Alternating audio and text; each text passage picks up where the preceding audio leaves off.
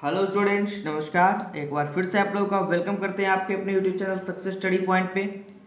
तो चलिए आज के इस टॉपिक को हम लोग आगे बढ़ाते हैं। जैसा कि हमारा मैथ का सेशन चल रहा था, तो उसमें हम लोगों ने अभी तक क्वेश्चन 2 तक कवर किया था, यानी प्रश्नावली 1.3 के 2 नंबर क्वेश्चन तक। ठीक है, जिन बच्चों ने वो वीडियो नहीं देखा वो प्लेलिस्ट में जाकर हमारे देख सकते हैं। तो चलिए आज के इस वीडियो में हम लोग तीसरे प्रश्न पे बात करते हैं। ठीक है, जो कि हमारे 1.3 का पार्ट 2 है।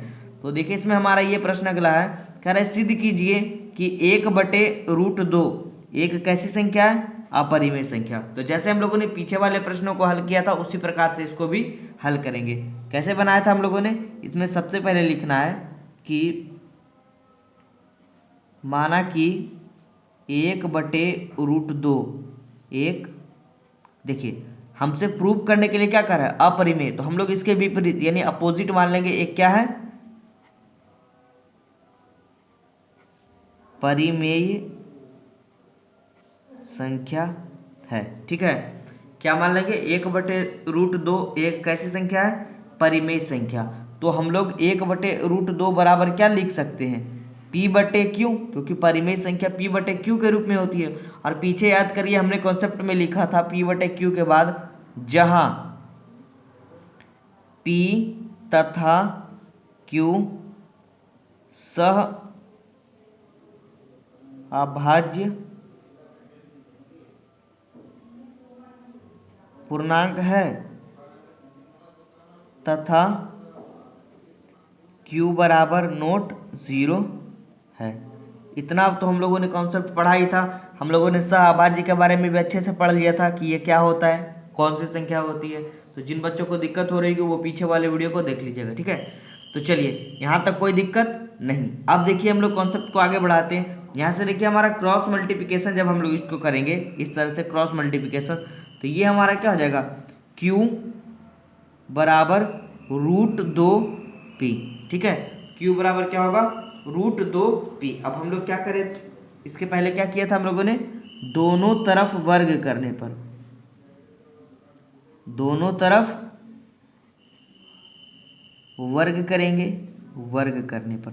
तो देखिए जब हम लोग दोनों तरफ वर्ग करेंगे तो हमें क्या मिलता है वो हम लोग देखते हैं। इसका हम वर्ग करेंगे तो Q का स्क्वायर और बराबर क्या हो जाएगा हमारा? ये √2P का वर्ग। ठीक है, तो चलिए जब इसको वर्ग किया हम लोगों ने तो ये हमारा क्या आ जाएगा? समझिएगा आप लोग अच्छे से ये वाला कॉन्सेप्ट। फिर हम लोग जब इसका स्क्वायर करेंगे तो Q स्क्वायर ही रह जाएगा। और ये √2P का स्क्वायर, देखिए यहाँ पे क्या होगा? देखिए √2P का स्क्वायर का मतलब क्या? इस स्क्वायर का मतलब इस पे भी ये वर्ग है और इस पे भी ये वर्ग है। तो इसको हम लोग जब तोड़ेंगे तो ये √2 का स्क्वायर और इंटू में ये क्या हो जाएगा? P का स्क्वायर। तो रूट से ये 2 गया, यानी कि हमारे क्या हो गया यहाँ पे? 2P square. यानी कि हमारा ये कॉन्सेप्ट पूरा क्लियर होकर क्या हो गया? 2P square. ठीक है, चलिए यहाँ तक कोई दिक्कत? अब हम लोग इसको क्या मान लेंगे? समीकरण नंबर फर्स्ट। देखिए फिर से रिवीजन करवा रहे हैं। क्या माना? माना कि 1/√2 एक कैसी संख्या है? परिमेय संख्या है। तो हम लोग 1/√2 बराबर क्या लिख सकते हैं? P/Q, जहां P और Q कैसी संख्या है? सहअभाज्य पूर्णांक है और Q बराबर कभी भी 0 नहीं होना चाहिए। तो हमारा क्रॉस मल्टीप्लिकेशन जब किए तो Q बराबर √2P आ गया। जब दोनों तरफ वर्ग किए तो हमारी ये संख्या प्राप्त हुई। ठीक है, तो हम लोग यहां से क्या लिखते थे कि चूंकि Q स्क्वायर संख्या जो है 2 से विभाज्य है, ये हम लोगों ने पढ़ा था कॉन्सेप्ट, 2 से विभाज्य है, अतः कह सकते हैं Q भी 2 से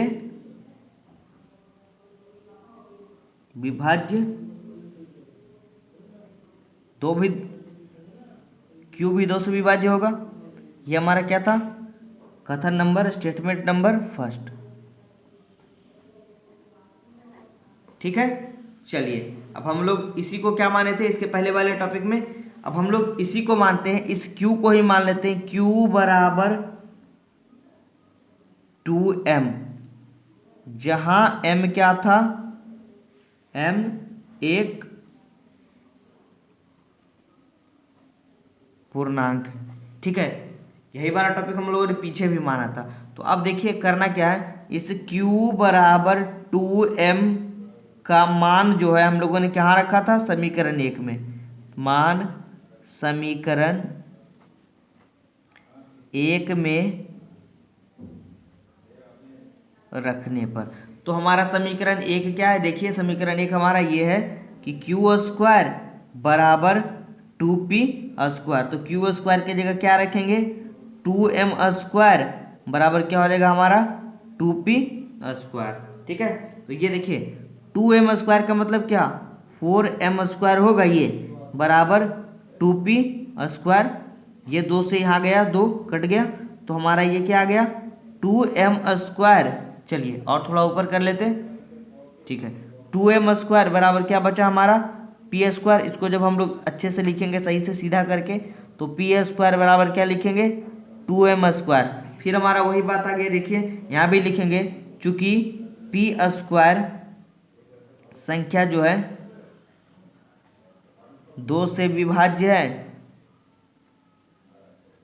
2 से विभाज्य है, अतः P भी 2 से क्या होगा,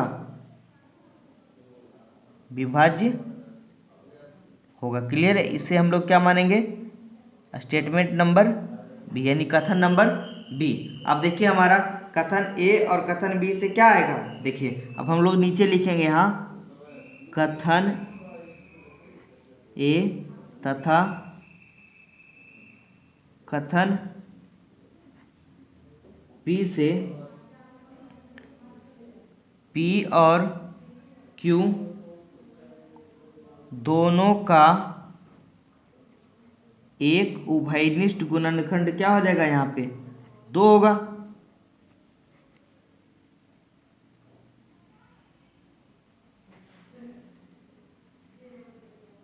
जो कि हम लोगों ने भी लाया कि यहाँ पे देखिए P भी 2 से क्या होगा, विभाज्य होगा, और यहाँ लाया हम लोगों ने Q भी क्या होगा 2 से विभाज्य होगा, ऊपर लाया। ठीक है, तो स्टेटमेंट 1 और 2 से हम लोगों ने साबित कर दिया कि P और Q दोनों क्या है, एक उभयनिष्ठ गुणनखंड है। तो चलिए अब हम लोग इसमें क्या लिखेंगे वो देखिएगा। इसके पीछे वाले वीडियो में भी हम लोगों ने यही तरह का काम किया था, रूट 5 वाले में। तो इसके नीचे हम लोग को लिखना है कि इसीलिए हम लोग का क्या हो जाएगा, P और Q जो है सह अभाज्य पूर्णांक नहीं है। तो जब सह अभाज्य पूर्णांक नहीं है तो इसीलिए कह सकते हैं कि 1/√2 जो है एक परिमेय संख्या भी नहीं है ना, क्योंकि हमने सह अभाज्य माना था और परिमेय भी माना था, तो परिमेय संख्या भी नहीं है। तो अतः हम लोग क्या कह सकते हैं, जब परिमेय संख्या नहीं है तो अतः हमारा मानना गलत है। 1/√2 एक कैसी संख्या है, अपरिमेय संख्या है। क्लियर है, चलिए एकदम कॉन्सेप्ट क्लियर हो गया होगा आप लोग का। ठीक है, आगे बढ़ें। जिन बच्चों को कुछ दिक्कत हो रही होगी उन्होंने ज़रूर हमारे इस पहले पार्ट को नहीं देखा होगा, तो उनको थोड़ा मोड़ा दिक्कत आ सकता है इस टॉपिक में, क्योंकि हम लोगों ने इसमें थोड़ा सा और डीपली बात किया था कुछ कॉन्सेप्ट के बारे में कि सह अभाज्य क्या होता है और कैसे इन कथनों से हम साबित कर देते हैं कि संख्याएं अपरिमेय है। ठीक है, चलिए अब इसके 2 और प्रश्न हमें यहाँ पे पढ़ने को है, तो उसको भी आज हम लोग इस वीडियो में कवर कर लेते हैं। ठीक है, तो हमारा ये चैप्टर प्रश्नावली 1.3 जो है वो क्लियर हो जाएगा। देखिए अगला प्रश्न हमारे सामने इस प्रकार है, ये कह रहा है कि सिद्ध कीजिए कि 7√5 एक क्या है, अपरिमेय संख्या। यहाँ भी वही कॉन्सेप्ट लगाना है कि माना कि 7√5 एक कैसी संख्या है, परिमेय संख्या है। ठीक है, तो हम लोग क्या लिख सकते हैं, 7√5 बराबर P/Q लिखेंगे, जहाँ वही बात लिख देनी है। फिर P और Q जो है कैसी संख्या है, सह अभाज्य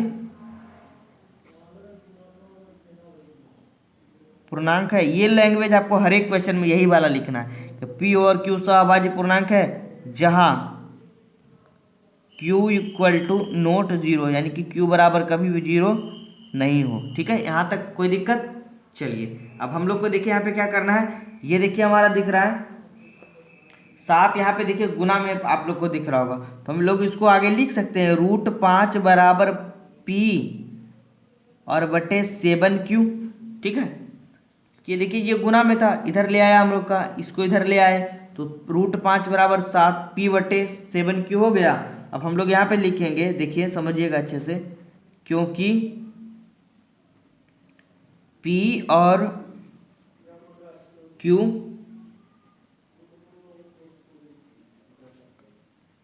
पूर्णांक है ना, क्योंकि P और Q परिमेय संख्या और दो पूर्णांकों के मिलने से क्या बनता है, परिमेय संख्या बनता है। क्योंकि हमारा अगर यहाँ पे 2 यहाँ 3 है, ये P और Q क्या है, दोनों परिमेय संख्या का निर्माण कर रहा है। तो हमारा क्योंकि P और Q कैसी संख्या है, पूर्णांक है, तो कह सकते हैं कि इसलिए P बटे 7Q जो है, P बटे 7Q क्या है, एक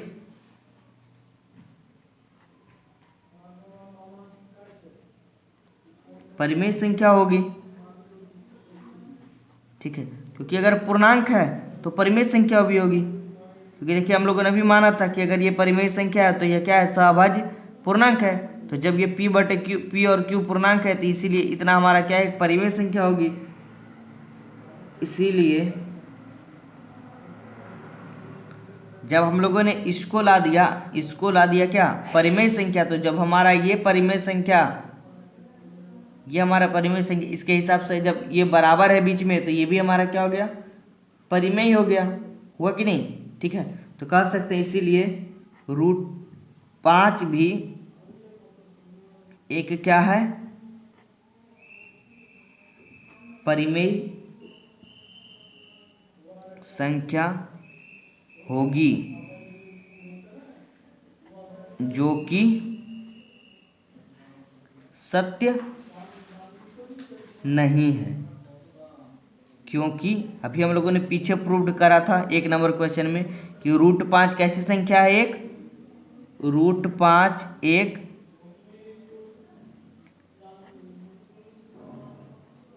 अपरिमेय संख्या है। फिर लिखेंगे अतः हमारी कल्पना क्या है, गलत है। इससे यह सिद्ध होता है कि 7√5 एक क्या है, अपरिमेय संख्या है। चलिए एक बार फिर से हम थोड़ा सा रिवीजन कर लेते हैं हम लोगों ने क्या किया इस क्वेश्चन में। ठीक है, देखिए कुछ नहीं किया, बस माना कि 7√5 एक कैसी मान लिया हम लोगों ने, इसके जस्ट अपोजिट परिमेय संख्या। तो 7√5 बराबर हम लोगों ने क्या लिखा, P बटे Q, जहाँ P और Q क्या माना, सहअभाज्य पूर्णांक है। कैसी संख्या है, पूर्णांक है, और जहाँ Q बराबर नोट 0 है। ठीक है, तो हम लोग जब √5 बराबर, यहाँ देखिए 7 गुने में इधर आया तो नीचे चला आया, तो ये हमारा P बटे Q आ गया ऊपर नीचे। तो क्योंकि P और Q कैसी है, संख्या है, पूर्णांक है, तो पूर्णांक का अर्थ हो गया पूर्णांक 1 2 ऐसे करके। ठीक है, 1 2 3 4 इस तरह की संख्या। तो जब P और Q पूर्णांक है तो ये पूरी संख्या जो है एक परिमेय संख्या होगी ना, क्योंकि पूर्णांक अगर बटे में रहे 1 2 3 4 ये सब पूर्णांक है, और अगर इसको हम बटे में कर देते ये कैसी संख्या हो जाएगी, P बटे Q के रूप में। तो P बटे Q यानी परिमेय संख्या। तो जब P और Q यहाँ पे देखिए पूर्णांक है तो ये पूरी संख्या क्या कहलाएगी, परिमेय संख्या। तो जब इधर वाली परिमेय संख्या और यहाँ पे बीच में देखिए बराबर है, तो इधर वाली भी क्या, परिमेय संख्या। तो इसीलिए हम लोग कह सकते हैं P बटे 7Q जो है वो कैसी संख्या है, परिमेय संख्या है। तो इसीलिए कह सकते हैं √5 भी क्या, ये जब परिमेय तो ये भी क्या, परिमेय संख्या। लेकिन जो कि क्या है, बिल्कुल ही गलत है, क्योंकि √5 हम लोगों ने पहले प्रश्न में ही सिद्ध कर चुके हैं कि √5 एक कैसी संख्या है, अपरिमेय संख्या। तो यहाँ पे हम लोग लिखेंगे क्योंकि √5 एक अपरिमेय संख्या है, अतः हमारी कल्पना जो है माना गया वो बिल्कुल ही गलत है। इससे यह सिद्ध होता है कि 7√5 एक कैसी संख्या है, 7√5 एक अपरिमेय संख्या है। क्लियर है। चलिए एक और क्वेश्चन बच गया तो आपका कॉन्सेप्ट एकदम क्लियर हो जाएगा। अब देखिए एक और प्रश्न को हम लोग इसी तरीके से बनाएंगे, हमारा लास्ट क्वेश्चन आज का। इसमें भी हम लोग वही मानेंगे कि माना कि 6 + √2 एक कैसी संख्या है? परिमेय संख्या है। तो हम लोग इसको क्या लिख सकते हैं? अतः 6 + √2, जहाँ इसके बाद वो वाला टॉपिक लिख देना है जहाँ P तथा Q सहअभाज्य पूर्णांक है और Q = नोट 0 है। ये वाला टॉपिक हमेशा लिखना है आपको प्रूव करने वाले में। तो हम लोग उसको देखिए नीचे लिखते हैं। अतः हम लोग क्या लिख सकते हैं? 6 + √2 बराबर लिख सकते हैं P/Q। ठीक है, अब देखिएगा इस कॉन्सेप्ट को हम लोग एकदम क्लियर करेंगे इजी से। जब हमारा प्रश्न जो था वो डायरेक्टली आ रहा था एक पद वाला, जैसे कि ये वाला आ रहा था, मान लीजिए आ रहा था √5 √7 इस तरह का है, तो हमें वो वाला कॉन्सेप्ट लगाना है, पहला वाला जिसमें कि हम लोग लंबा वाला ट्रिक लगा रहे थे, वो वाला कि P² 5 से भी विभाज्य है और Q² 5 से भी विभाज्य है, वो वाला। और जब आपको दिखे इस तरह से प्लस माइनस गुने भाग ये वाला कॉन्सेप्ट दिखे तो सीधे कुछ नहीं करना है। देखिए यहाँ पे हमारा प्लस है तो यहाँ पे लिख सकते हैं इसको √2 बराबर P/Q। देखिए थोड़ा सा ऊपर करते हैं, देखिए √2 बराबर P/Q और ये 6 प्लस में इधर आया तो माइनस में इसको कर देंगे। ठीक है, वहाँ पे हम लोग का ऊपर वाला क्वेश्चन में था गुने में 7, तो 7 को हम लोग इधर बटे में ले आया भाग में, और यहाँ पे हमारा देखिए प्लस में है तो माइनस में ले आया। अगर यहाँ पे माइनस रहता तो इसको हम प्लस कर देते। तो अब हम लोग यहाँ पे करने के बाद हमारा देखिए क्या आ जाएगा, √2 बराबर इसको क्या लिख सकते हैं, 6 के नीचे कुछ नहीं तो 1। तो जब हम इसका करेंगे लघुत्तम तो यहाँ पे Q आ जाएगा हमारा लघुत्तम इसका एलसीएम, तो हमारा हो जाएगा यहाँ पे P माइनस कितना हो जाएगा 6Q। ठीक है, यहाँ तक कोई दिक्कत? चलिए यहाँ भी देखिए वही टॉपिक आ रहा है। ठीक है, वही वाला टॉपिक फिर से हम दोहराएंगे क्योंकि P और Q पूर्णांक। यहाँ पे देखिए P और Q आ रहा है ना टॉपिक में, P और Q क्या है, पूर्णांक है। तो पूर्णांक है तो क्या होगा, इसलिए जब हम हमारा ये पूर्णांक आ रहा है तो ये पूरा पद जो है P - 6Q और बटे में Q कैसी हो जाएगी, एक परिमेय संख्या होगी। पीछे भी हम लोगों ने पढ़ा था परिमेय संख्या होगी। तो इसीलिए हम लोग क्या कर सकते हैं, अब देखिए समझिए, जब हम लोगों ने इसको प्रूव कर दिया कि ये कैसी है, परिमेय है, तो जब ये परिमेय है इधर वाला तो बराबर के इधर वाले भी तो परिमेय होगा, क्योंकि ये दोनों आपस में क्या है, बराबर है, इक्वल है। जो ये होगा वही ये होगा। तो जब ये परिमेय है तो इसीलिए √2 भी क्या हो जाएगी, एक परिमेय संख्या होगी। हमारे मानने के हिसाब से परिमेय संख्या है। ये हो गया, जो कि क्या है, बिल्कुल ही गलत है, जो कि सत्य नहीं है। अतः हमारी कल्पना क्या है,